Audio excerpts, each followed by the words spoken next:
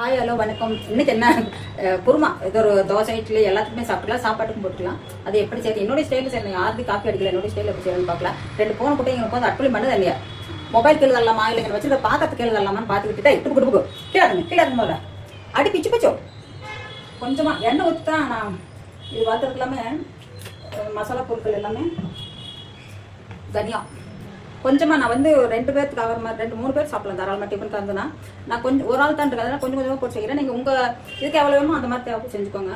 தனியாக போட்டு ஒரு 3 ஸ்பூன் இருக்கும். இதில் 3 ஸ்பூன் கரெக்டாக இருக்கும்.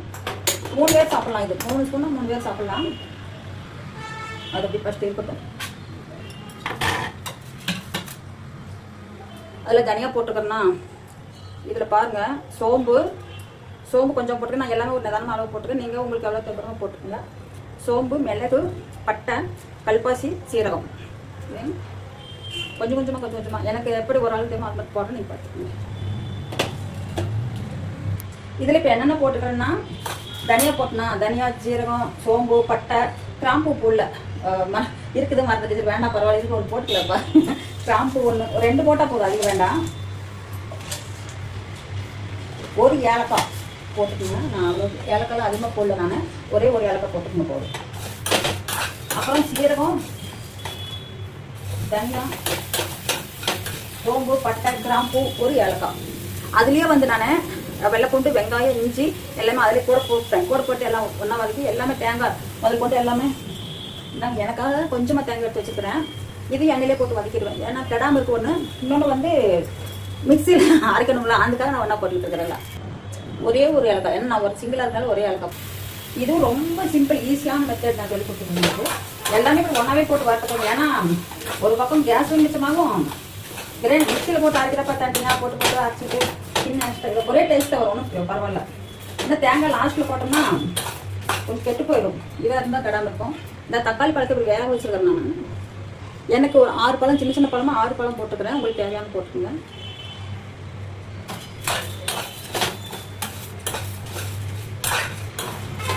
இப்போ அரைக்கிறப்ப இந்த வேக வச்சுருக்க தக்காளி அதையும் அப்படி போட்டு அரைச்சி லாஸ்ட்டை தாளிக்கிறது, அது மட்டும்தான் வேலை.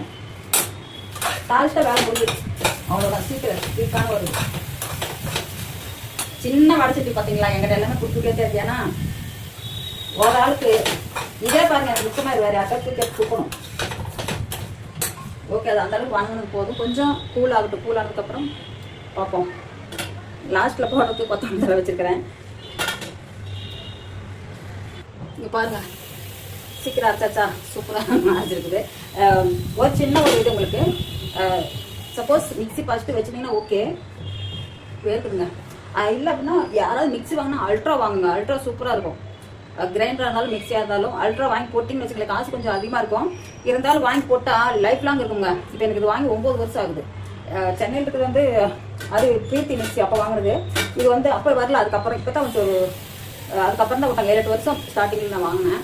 சூப்பராக இருக்கும். ஆனால் இன்னொரு விஷயம், இந்த சமையல் இதில் வந்து எண்ணெய், உப்பு தாளிக்கிறீங்க தேவை கீழே வைக்கணும். அது மாதிரி இல்லை மேலே வச்சுட்டு எடுக்கணும். அந்த மாதிரிலாம் கீழே வச்சிங்கன்னா நல்லது. அந்த நம்ம குமிஞ்சு எடுக்கிறப்ப லக்ஷ்மி தேவி இருப்பாங்களா, அவங்கள தொட்டு கும்பிட்ட மாதிரி ஒரு அதிகம் சொல்லுவாங்க. அதை நீங்கள் ஃபாலோ பண்ணுங்கள். இந்த இதை அரைச்சாச்சு கூழ் மாதிரி. தண்ணி இருந்துச்சு அப்படியே அரைச்சிட்டேன். அது மிக்சியில் போடல, இதில் போட்டு அரைச்சிட்டேன். இது வந்து இது மாதிரி இருக்கிறது வாங்கி வச்சுக்கலாம். மோர் சிலுக்கலாம். அதில் மோர் சிலுக்கில் பண்ணி எடுத்துக்கலாம். பருப்பு கடையிறதுக்கு கொஞ்சம் சூடாக இருந்தாலும் பரவாயில்ல, சும்மா ஒரு செகண்டில் அரைச்சிடும். இந்த இதெல்லாம் போட்டு அரைச்சிட்டு என்னது பருப்பு கடையிற மற்ற சொல்லுவாங்களா, இது வந்து கொஞ்சம் எல்லாத்துக்குமே, இதெல்லாம் கீரை கடையிறது எல்லாத்துக்குமே யூஸ் பண்ணுவேன். இப்போ தாளிக்கலாம். போதும், ஒரு ஸ்பூன் அந்த அளவுக்கு இருந்தால் கீழே தான் வைப்பேன். நாங்கள் அது கீழே வச்சுட்டு எடுத்துக்கோம். காய்க்கு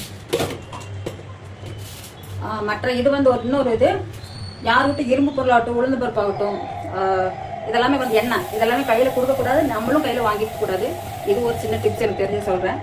எனக்கும் ஒருத்தர் சொல்லித்தான் புரியும். இரும்பு, எண்ணெய், உப்பு, உளுந்து பருப்பு இதெல்லாமே கையில் கொடுக்க மாட்டாங்க.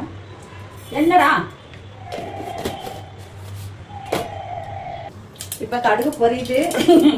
கடுகு பொரிஞ்சா போதும், ஏதாவது தூக்கி மேலே வச்சுருவாங்க, அடுத்து தெரியக்கூடாதுன்ட்டு. நான் என்ன பண்ணுவேன், சமையல் பண்ணுறது முன்னாடியே எல்லாம் அடுப்பெல்லாம் மொத்தத்தில் க்ளீன் பண்ணிட்டு தான் சமைப்பேன். லாஸ்ட்டில் கொஞ்சம் இருந்துச்சுன்னா அப்படியே தூக்குவேன். இதுக்கு வந்து பச்சை பச்சை உடம்புக்குலாம் போடல.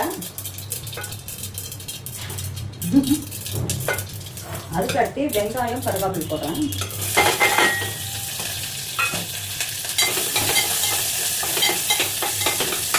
அதுலேயும் உங்களுக்கு ஒரு ஸ்டிக்கு சொல்லித்தரேன். ஒரு வரமிளகா, 2 பச்சை மிளகா, கொத்தமல்லி தழை எல்லாமே போட்டு விடணும். அதில்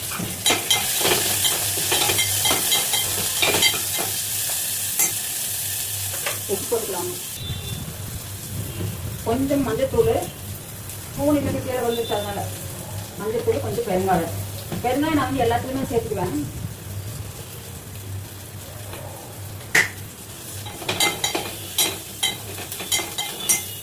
அந்த எண்ணெயில் பெருங்காயம் வாங்கிச்சுன்னா டேஸ்ட் நல்லாயிருக்கும்.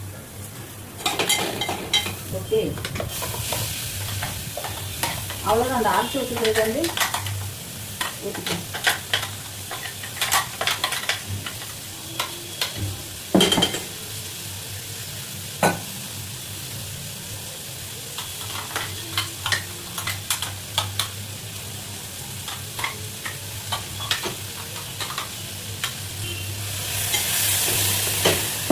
இதை நீங்கள் செஞ்சு தக்காளி பழம் அரைச்சி வச்சுருங்களா, அது ஊற்றியாச்சு. பாருங்க இருக்கே இவ்வளோ வந்துடுச்சு. நான் என்ன பண்ணேன், அவ்வளோதாங்க. உப்பு போட்டுட்டேன்.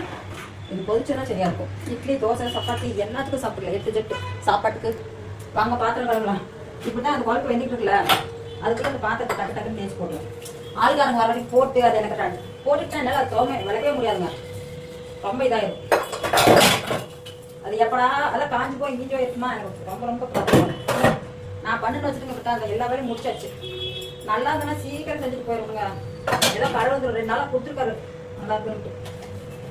ஏதோ டைம் கொஞ்சம் மாறிட்டு பண்ண மாட்டேங்குது. நட்சத்திரம் லக்கணம் எல்லாம். இந்த குருமாக்கு நெய் சாதம் இல்லை பிரியாணி அதெல்லாம் நீங்கள் செஞ்சு சாப்பிட்டாலும் சூப்பராக இருக்கும். இந்த குருமா A to Z அனைத்துக்கும் செம்ம சூப்பராக இருக்கு. செஞ்சு பாருங்களேன். நான் சொன்ன மெத்தட்ல அப்படியே பண்ணி ஃபாலோ பண்ணி போடுங்க. செம்மையா இருக்கு.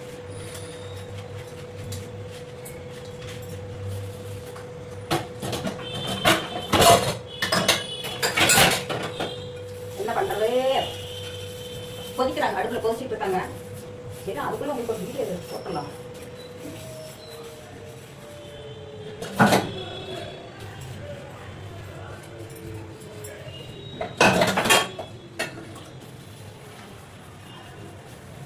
முடியாதனால ரொம்ப நாளா ரொம்ப ப்ராப்ளம் ஆரம்பிச்சிட்டேன். ரொம்ப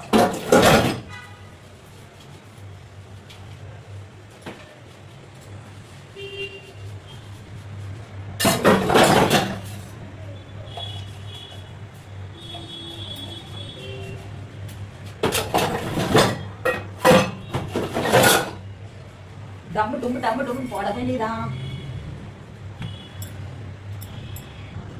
ரெடி ஆச்சுங்க. பாத்திரத்தை கழுவிட்டுனா இதெல்லாம் கிளீன் பண்ணியாச்சா.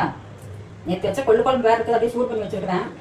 சாப்பிட முடியாது. அந்த வெண்ணிலா இருக்காங்களா அவங்களுக்கு கொடுத்துருவேன். ஹோட்டல் வச்சுருக்காங்கல்ல, idli, dosa, chapati A to Z எல்லாத்துக்குமே சாப்பிடலாங்க. செம்ம டேஸ்ட்டாக இருக்கும். செஞ்சு பாருங்க.